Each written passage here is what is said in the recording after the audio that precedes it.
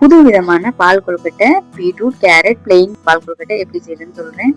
பீட்ரூட்டும் கேரட்டும் எடுத்துக்கேன். இந்த ரெசிபி செய்யறதுக்கான இன்கிரீடியன்ஸும் டிப்ஸும் வீடியோட கடைசியில கொடுத்துருக்கேன். வீடியோ கடைசி வரை பாருங்க. பிடிச்சிருந்துச்சுன்னா கண்டிப்பா லைக் பண்ணுங்க, ஷேர் பண்ணுங்க, ஃப்ரெண்ட்ஸ்க்கு ஷேர் பண்ணுங்க. கேரட்டை வந்து தோல் சீவிடுங்க. தோல் சீவிட்டு நறுக்கி எடுத்துக்கங்க.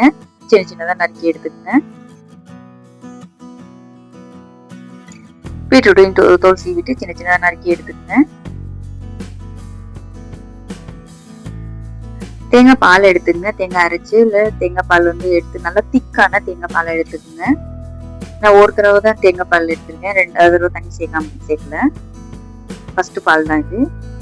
தேங்காய் பால் நீங்க எவ்வளவு எடுத்தாலும் ரொம்ப நல்லா இருக்கும். உடம்புக்கும் நல்லதுதான். அதனால ஒரு தேங்காய் 3 தேங்காய் சேர்த்துக்குங்க. கேரட் எடுத்துக்கங்க. கேரட் நறுக்கி வச்சு எடுத்துக்கங்க. பீட்ரூட்டையும் நறுக்கி வச்சு அரைச்சு எடுத்துக்கங்க. தேவையான தண்ணி சேர்த்து அரைங்க. இடியப்ப மாவு எடுத்துக்கங்க. தண்ணி ஊற்றி பிசைஞ்சு எடுத்துக்கங்க. சுடுதண்ணி சேர்த்து பிசைங்க. கொஞ்சம் கொஞ்சமா பிசைஞ்சு எடுங்க. மாவை 3 பங்கா பிரிச்சு 3 விதமான மாவு ரெடி பண்ண போறோம். ஃபர்ஸ்ட் கேரட் பேஸ்ட் சேர்த்து கேரட் உருண்டை பிடிக்கிறதுக்கு ரெடி பண்ணிக்கலாம். கேரட் பேஸ்ட் சேர்த்து மாவு வந்து பிசைஞ்சு எடுத்துக்கங்க. கேரட் பிசைஞ்சு எடுத்தாச்சு. இப்போ வந்து பீட்ரூட் பேஸ்ட் சேர்த்துக்கங்க. பீட்ரூட் பேஸ்டையும் நல்லா பிசைஞ்சு எடுத்துக்கங்க. பீட்ரூட் பேஸ்ட் சேர்த்து மாவு பிசைஞ்சு எடுத்துக்கங்க. தளர்வாகவே பிசைங்க, ரொம்ப ஹார்டா பிசையாதீங்க. அப்பதான் வந்து கொழுக்கட்டை வந்து ரொம்ப சாஃப்டா இருக்கும். பீட்ரூட் மாவு ரெடி ஆயிடுச்சு. இப்போ 3 மாவு ரெடியா இருக்கு பாருங்க. 3 மாவையும் வச்சு உருண்டை பிடிச்சிக்கோங்க சின்ன சின்னதா. எப்படி கலர்ஃபுல்லா கொழுக்கட்டை செய்வீங்களோ, குட்டி இல்ல நீல வாக்கில் எப்படி செய்வீங்களோ செய்யுங்க. கட்டையா செய்யுங்க பாருங்க. 3 இதுலையும் கொழுக்கட்டை செஞ்சிடலாம். சின்ன சின்னதா பால்ஸா உருட்டி எடுத்துக்கிறேன்னா. கேரட் மாவு உருண்டை ரெடி ஆயிடுச்சு பாருங்க. பார்த்தாவே தெரியும் எவ்வளவு கலர்ஃபுல்லா இருக்குன்னு. இட்லி பாத்திரமோ இல்ல அவிக்கிறதுக்கான பாத்திரமோ எடுத்துக்கோங்க. டைரக்டா சுடுதண்ணி சேர்த்து கூட அவிக்கலாம். ஆனா இதுல என்னன்னா கலர் வந்து லீக் ஆகும். அதனால ஒரு 5 நிமிஷமாவது இதை வந்து நம்ம அவிச்சு எடுத்துக்கலாம். அப்பதான் வந்து கலர் வந்து லீக் ஆகாம பால் கொழுக்கட்டை ஒயிட்டாவும் இருக்கும். இந்த மத்ததெல்லாம் கலர்ஃபுல்லா இருக்கும். ஒரு பவுல் எடுத்துக்கோங்க. தண்ணி சேர்த்து அரிசி மாவு கலக்கி எடுத்துக்கோங்க. இது வந்து கொழுக்கட்டை திக்காகிறதுக்காக நான் வந்து இதை எடுத்துக்கிறேன்.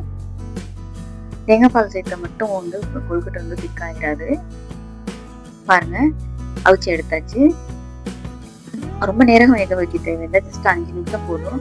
அது வந்து கலர் லீக் ஆகாம இருக்கிறது. ஒரு கடாயை எடுத்துக்கோங்க. கடாயில வந்து கலக்கி வச்ச அரிசி மாவு சேர்த்துக்குங்க. அதை வந்து கொஞ்சம் சூட் பண்ணுங்க. கொஞ்சம் திக்காகிற வரை வேக வைங்க. திக்காயிடுச்சு பாருங்க. இப்போ தேங்காய் பால் சேர்த்துக்குங்க. அடி பிடிக்காம கிண்டி விடுங்க, திக்னஸ் வர்றதுக்காக. இப்போ அவிச்சு சூடானது லைட்டா கொதி வந்ததும் கொழுக்கட்டை எல்லாத்தையும் சேருங்க. சேர்த்து அதையும் ஒரு 5 நிமிஷம் லோ ஃப்ளேம்ல வச்சு வேக வைங்க. ஒரு 3 நிமிஷம் கூட போதும். அதுக்கடுத்து இது ஃபுல்லா சூடாயிட்டாவே போதும். உள்ள மாவு வெந்துடும்.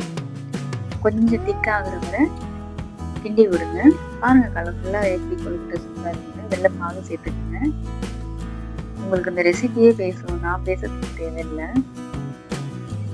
கலர்ஃபுல்லான கொழுக்கட்டை வர்ற ஃபெஸ்டிவலுக்கு இந்த மாதிரி செய்யுங்க, சூப்பரா இருக்கும். கொஞ்சம் திக்காயிட்டு இருக்கு. ஏலக்காய் பொடி சேர்த்துட்டு கிண்டி விடுங்க. பால் கொழுக்கட்டை திக்காயிருச்சு. சுவிட்ச் ஆஃப் பண்ணுங்க. அப்படியே ஒரு 10 நிமிஷம் மூடி போட்டு மூடுங்க. பால் கொழுக்கட்டை ரெடி ஆயிருச்சு. பிளெயின் பீட்ரூட் கேரட் பால் கொழுக்கட்டை அப்படியே சர்வ் பண்ணுங்க. இந்த ரெசிபி பிடிக்கும் நம்புறேன். பிடிச்சிருந்தா லைக் பண்ணுங்க, ஷேர் பண்ணுங்க, சப்ஸ்கிரைப் பண்ணுங்க, சேவ் பண்ணி வச்சுக்கோங்க, ஃப்ரெண்ட்ஸ்க்கு ஷேர் பண்ணுங்க. கொழுக்கட்டை செய்யறதுக்கான டிப்ஸ் என்னன்னா, மாவு வந்து இடியப்ப மாவு எடுத்துக்கோங்க. அப்பதான் நெரு இல்லாம நல்லா இருக்கும். மாவு வந்து தளர்வா பிசைஞ்சு எடுத்துக்கோங்க. ரொம்ப ஹார்டா பிசையாதீங்க. அப்பதான் வந்து கொழுக்கட்டை வந்து சாஃப்டா இருக்கும். தேங்காய் பால்லே செய்யுங்க, சூப்பரா இருக்கும். அரிசி மாவு சேர்த்தாதான் திக்னஸ் கிடைக்கும். கலர் வந்து மிக்ஸ் ஆகாம இருக்கிறதுக்கு கொஞ்சம் அவிச்சு எடுக்கணும். கண்டிப்பா அப்பதான் வந்து கலர் லீக் ஆகாம இருக்கும். இந்த ரெசிபி செய்யறதுக்கான இன்கிரியன்ஸ் கொடுத்துக்க பாருங்க. தமிழ் இங்கிலீஷ்ல கொடுத்துங்க, செக் பண்ணிக்கோங்க. மீண்டும் ஈஸியான ஹெல்தியான டேஸ்டியான ரெசிபியுடன் சந்திப்போம். பாய்.